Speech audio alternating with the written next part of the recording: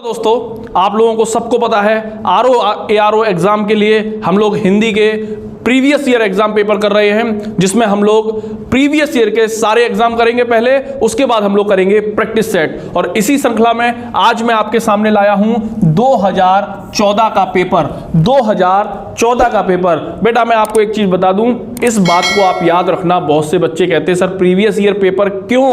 मैं आपको केवल ये बताना चाहता हूं, प्रीवियस ईयर पेपर से दो बहुत बड़े फायदे हैं। पहला फायदा बेटा ये है कि हमें ये पता चल जाता है कि एग्जामिनर किस तरीके के प्रश्न पूछता है, एग्जामिनर किस नेचर के प्रश्न पूछता है। और दूसरा बेटा सबसे बड़ा फायदा ये होता है कि हम बहुत सारे रिपीटेड क्वेश्चंस को 1 सेकंड में कर देते हैं। बहुत बार ऐसा होता है कि प्रश्न रिपीटेड भी हो जाता है। तो हमें ये दो बहुत बड़े फायदे हैं। उसके बाद हम लोग अभ्यास कर लेते हैं, मजा ही आ जाता है। तो पहले हम करेंगे कम से कम 10-11 प्रीवियस ईयर पेपर, और उसके बाद हम लोग करेंगे प्रैक्टिस सेट। प्रैक्टिस सेट में हम लोग क्या करेंगे, मैं क्वेश्चन बोला करूंगा और आपको मैं 3 सेकंड दिया करूंगा, 5 सेकंड दिया करूंगा, और आपको अपना आंसर खटाक से बोलना होगा, जिससे हम लोगों को ये पता चल जाएगा कि हम लोगों की कितनी प्रैक्टिस हो चुकी है। इस बात को आप समझ रहे हैं? बेटा लग जाइए। आरओ में अगर 60 नंबर हिंदी में नहीं ला पाए तो बेकार हो जाएगा सारा मामला, क्योंकि जितना अच्छा हिंदी में आप ले आओगे उतना ही जीएस में उधर आपको राहत मिल जाएगी। तो देखिए पहला प्रश्न आपके सामने है कि आहूत का विलोम क्या होता है? मेरे बच्चे, आहूत का विलोम होता है अनाहूत। आहूत का विलोम क्या होता है? अनाहूत। तो हमारा आंसर जो है वो डी बिल्कुल सही है। यहां पे आप देखो बी ऑप्शन को देखो, अनहूत लिखा है। बहुत से बच्चे जो ऐसे ही जाते हैं अपने सोते हुए, एकदम उन्होंने देखा अनहूत, इसी को सही कर देते। नहीं, हमें बर्तनी की शुद्धि भी देखनी है। ये होता है अनहूत। ठीक है, अगला क्वेश्चन देखिए। अगला क्वेश्चन है अथ का विलोम होता है। तो हमें सबको पता है अथ का विलोम इति होता है। अथ का विलोम क्या होता है? इति होता है। हमारा ऑप्शन बी बिल्कुल सही है। समझ गए आप मेरी बात को? अगला क्वेश्चन देखिए, वादी का विलोम होता है। बेटा वादी का प्रतिवादी विलोम होता है। वादी का प्रतिवादी विलोम होता है। इस बात को याद रखिएगा। तो हमारा आंसर सही हो गया सी। वादी का विलोम के शब्द क्या होगा? प्रतिवादी होगा। ठीक है, अगला देखिए, अवर का विलोम होता है। अवर माने होता है छोटा, और प्रवर मतलब बड़ा। तो अवर का विलोम क्या होगा? प्रवर। ठीक है ना?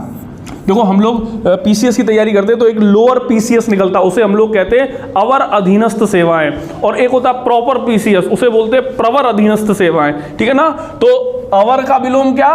प्रवर। यानी ऑप्शन हमारा बी बिल्कुल सही है। ओके बेटे, अगला देखिए, जटिल। जटिल का जो आंसर होता है, जटिल माने होता है गंभीर, फंसा हुआ, तो इसका आंसर होता है सरल। इसका विलोम क्या होता है? सरल होता है जटिल का। ठीक है ना? तो ए ऑप्शन जो हो गया, इसका ए ऑप्शन का आंसर हो गया क्या हो गया? जटिल। एक फोन आ गया था बीच में बेटा, कोई बात नहीं। ठीक है ना? जटिल का विलोम शब्द होता है सरल। ठीक है, हमारा आंसर हो गया सरल। विलोम की दृष्टि से एक युग्म अशुद्ध है। अब देखिए बेटा, ये युग्म दिए हैं, मतलब ये इसका विलोम ये होना चाहिए, ये इसका विलोम ये होना चाहिए, ये इसका विलोम ये होना चाहिए, ये इसका विलोम ये होना चाहिए। तो इसमें क्या है? अशुद्ध पूछा है, यानी कि 3 सही होंगे, 1 गलत होगा। हमें गलत वाला पहचानना है। तो आयात का निर्यात बेटा सही होता है, दृश्य का अदृश्य सही होता है, प्रत्यक्ष का परोक्ष सही होता है, आमिष का सामिष नहीं, आमिष का निरामिष। आमिष का क्या होता है? निरामिष होता है विलोम। यानी कि ये गलत है, और हमसे चूंकि गलत वाला ही पूछा था, तो हमारा आंसर क्या हो जाएगा? आंसर डी हो जाएगा। ठीक है बेटा, तो हमें याद रखना है आयात का निर्यात, दृश्य का अदृश्य, प्रत्यक्ष का परोक्ष, और आमिष का निरामिष। ठीक है, अगला देखिए, निम्नलिखित में शुद्ध वर्तनी वाला शब्द है। शुद्ध वर्तनी जो शुद्ध लिखा हुआ है। तो देखो बेटा, मैं आपको बता दूं, उज्ज्वल बिल्कुल सही लिखा हुआ है। ये बात आप याद कर लीजिए, उज्ज्वल में दोनों जा आधे बनते हैं। ये बहुत पूछा जाता है। ठीक है ना? वैमनस्यता ये गलत लिखा हुआ है। कवित्री भी गलत है, कवित्री का देख लीजिए आप, कवयित्री लिखा जाता है, ये बिल्कुल शुद्ध है, ये भी कई बार पूछा जाता है, ठीक है ना। प्रामाणिक होता है, प्रामाणिक होता है, ये गलत लिखा हुआ है ये भी, यानी कि हमसे पूछा गया है शुद्ध वर्तनी, तो हमारा पहला ये प्रामाणिक होता है, प्रामाणिक, ठीक है ना। तो हमसे पूछा गया है कौन सा सही है, तो पहला वाला ही सही है, उज्जवल बिल्कुल सही लिखा हुआ है, ठीक है बेटा। अगला देखते हैं, निम्नलिखित शब्दों में से किसकी वर्तनी शुद्ध है। हमसे शुद्ध वर्तनी पूछी गई है, तो मेरे बच्चे जरा देखो, सन्यास, ओहो बिल्कुल सही, सन्यास या सन्यासी में याद कर रखना, बिंदी भी लगती है, आधा ना भी लगता है। ये सन्यासी बहुत पूछा जाता है, यहाँ पे सन्यास लिखा है लेकिन मैं बता रहा हूँ सन्यासी बहुत पूछा जाता है। सन्यास या सन्यासी सेम लिखा जाता है, आधा ना भी आता है और बिंदी भी आती है, इस बात को आप भूलिएगा मत।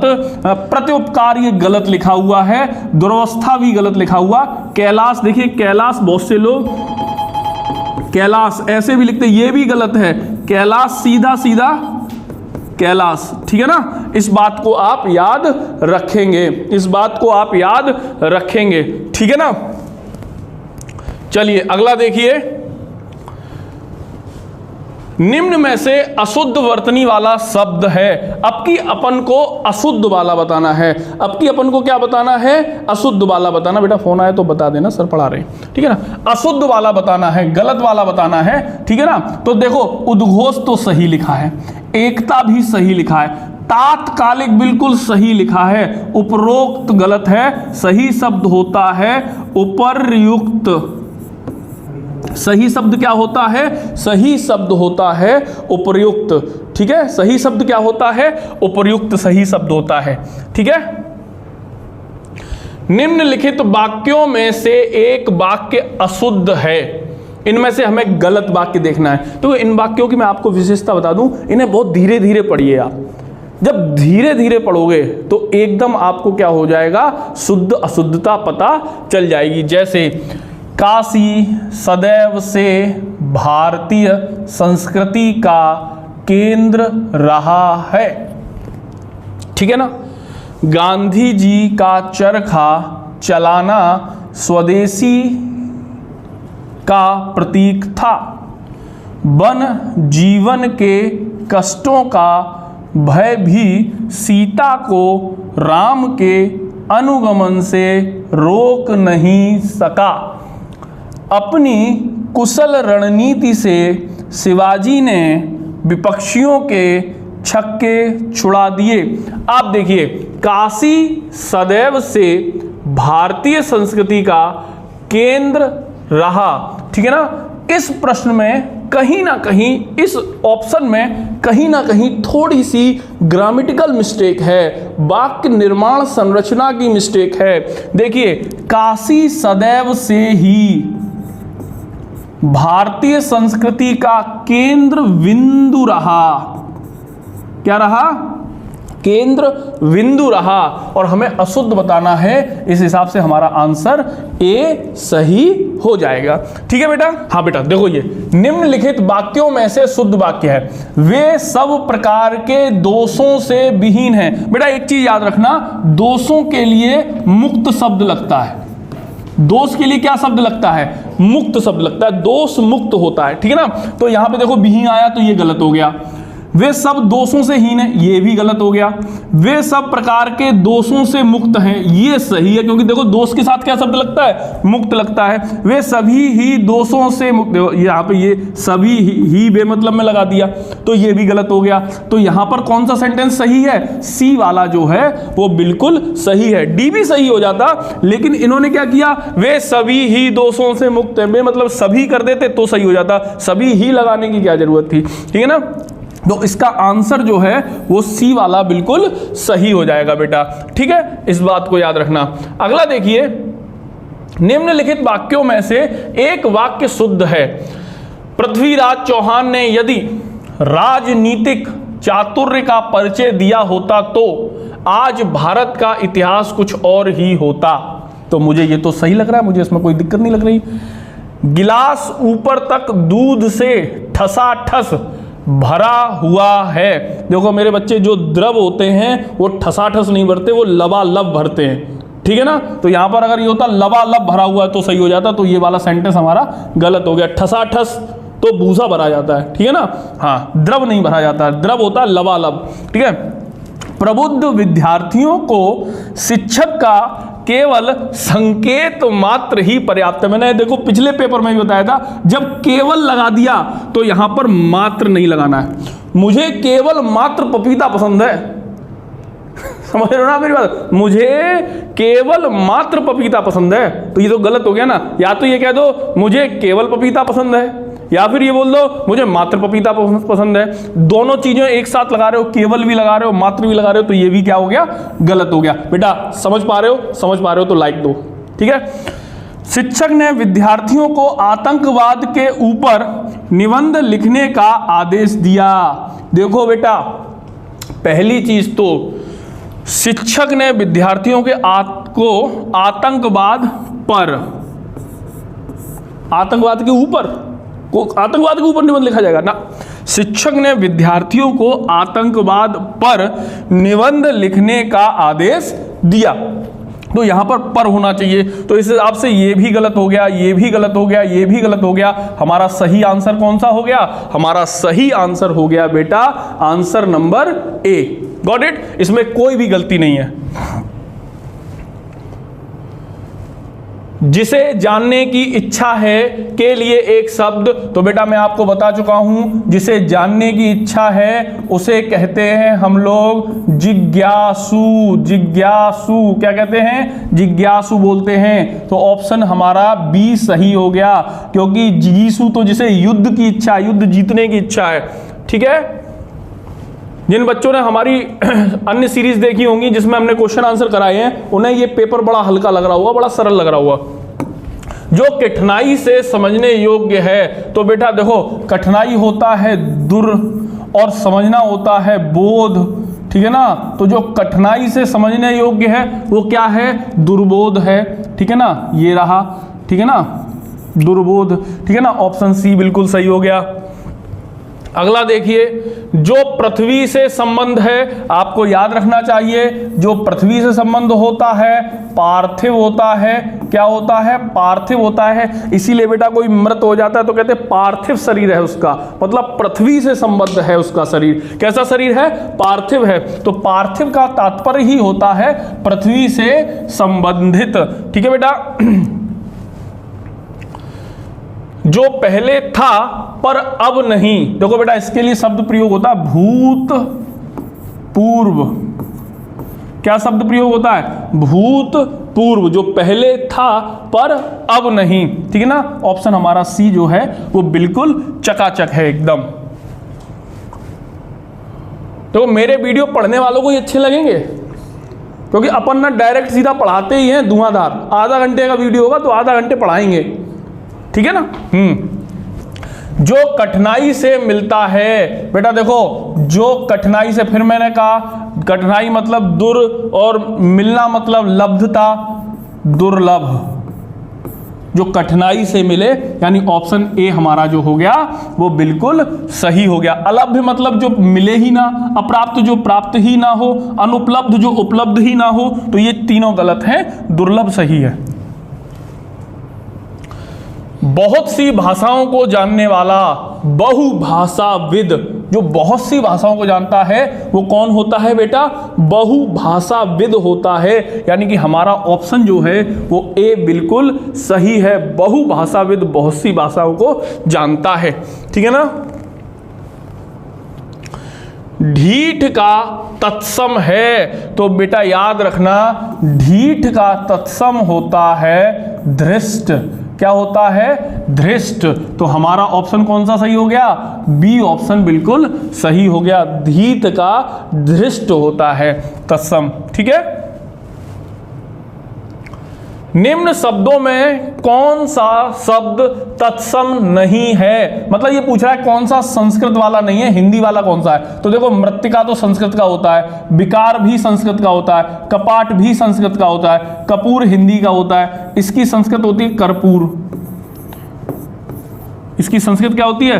कर्पूर। कर्पूर गौरम करुणावतारम संसार सारम भुजगेंद्रहारम सदा वसंतम हृदयारविंदे भवम भवानी सहितम नमामि। निम्न में से कौन सा शब्द तद्भव है, मतलब बताना है कौन सा हिंदी वाला शब्द है, कौन सा हिंदी वाला शब्द है। तो देखो कोयल भैया हिंदी वाला शब्द है, क्योंकि इसकी संस्कृत वाला होता है कोकिल, तो ये हिंदी का है पहला। आश्चर्य संस्कृत का है, उज्ज्वल संस्कृत का है, कंटक संस्कृत का है, तो यही होता है। आश्चर्य का हिंदी होता है अचरज, उज्ज्वल का होता है उजला, और कंटक का होता है काटा। तो हमसे पूछा है कौन सा तद्भव यानी हिंदी वाला है, तो कोयल ही हिंदी वाला शब्द है बेटा। ठीक है बेटे।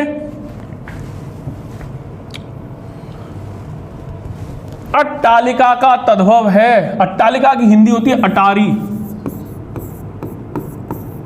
अटारी, अटारी, गॉट इट। डी ऑप्शन बिल्कुल सही है।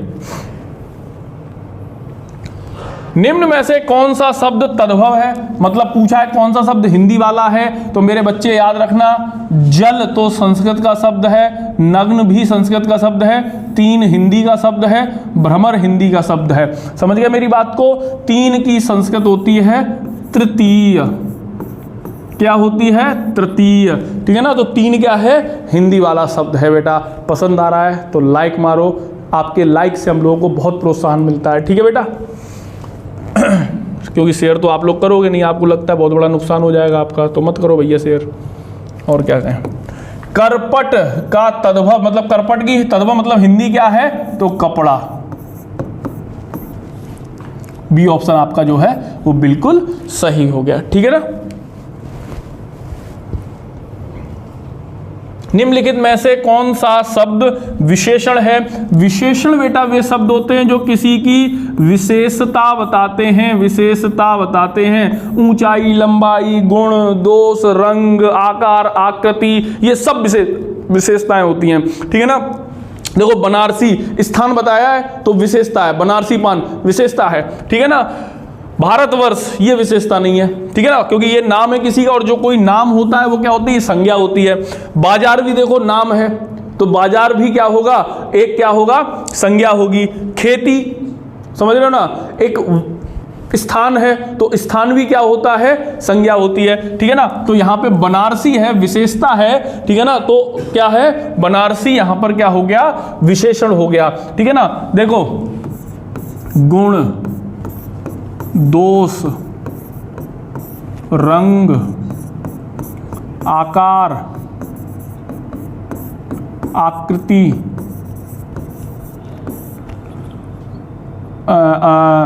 सुगंध, सुगंध, ठीक है ना, स्थान से संबंधित,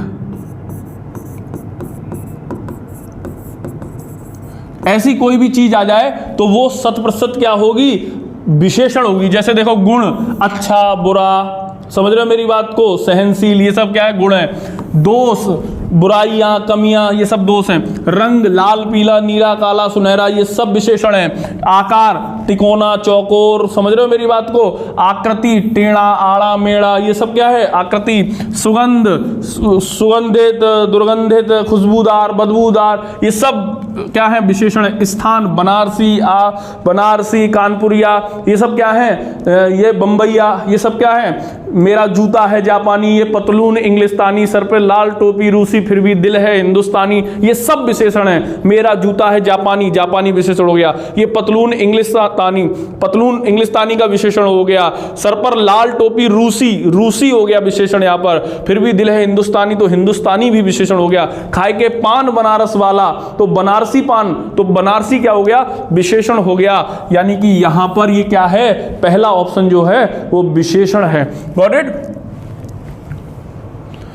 जिस विकारी शब्द से संज्ञा की व्याप्ति मर्यादित होती है उसे क्या कहते हैं भैया? जिससे, याद कर लीजिए, संज्ञा की व्याप्ति मर्यादित हो जाए उसे विशेषण कहते हैं, विशेषण कहते हैं। ऑप्शन हमारा बी सही है। इस चीज को आप याद कर लीजिए, याद कर लीजिए।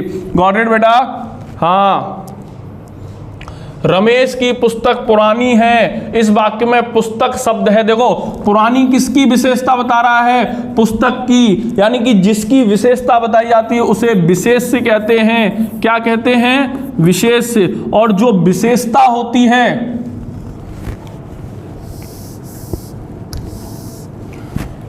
जो विशेषता होती है वो होता है विशेषण। तो लाला यहां पे पुस्तक पुरानी तो हो गया विशेषण, लेकिन पुस्तक हो गया विशेष्य, और हमसे पुस्तक के बारे में ही पूछा है तो हमारा आंसर हो गया पुस्तक क्या है? विशेष्य है। ठीक है ना?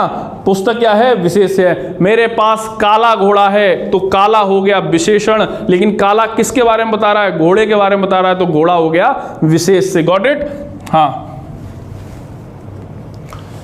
उस ग्रंथ में 500 पृष्ठ हैं, तो देखो 500 पृष्ठ हैं। इस वाक्य में उस शब्द है। मेरे बच्चे याद रखना, उस भी क्या है? विशेषण है, क्योंकि क्या कर रहा है? संकेत कर रहा है कि उस ग्रंथ में, उस ग्रंथ में। तो जो जहां किसी चीज की निश्चितता हो जाए उसे निश्चयवाचक या फिर संकेतवाचक विशेषण। यह घर मेरा है, तो यहां पर यह इंगित किया ना, तो इंगित करने के कारण यह क्या हो गया? संकेतवाचक विशेषण हो गया। ऐसे ही उस ग्रंथ में, उस ग्रंथ में, तो संकेतवाचक विशेषण उस ग्रंथ में क्या हो जाएगा?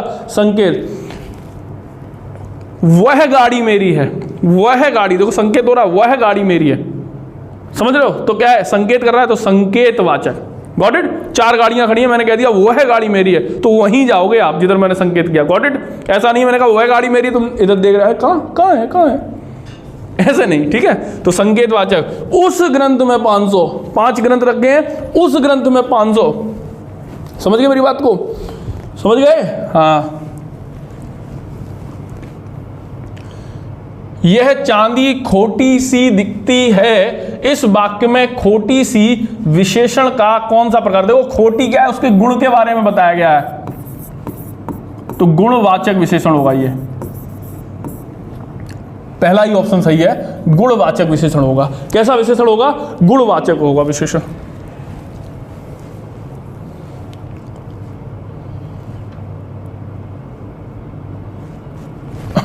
धनामोल में किस प्रकार का विशेषण है?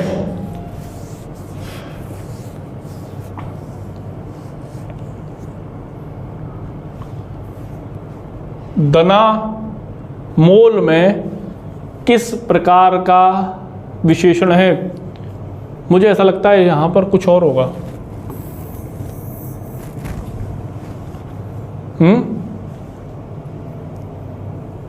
ये अनमोल होगा, अनमोल तो नहीं होगा।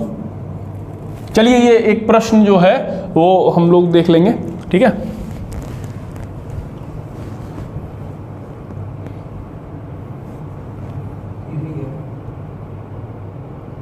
तीस क्वेश्चन है। ये 30 क्वेश्चन इसलिए होंगे क्योंकि ये मेंस का पेपर है, ये 2014 मेंस का पेपर है,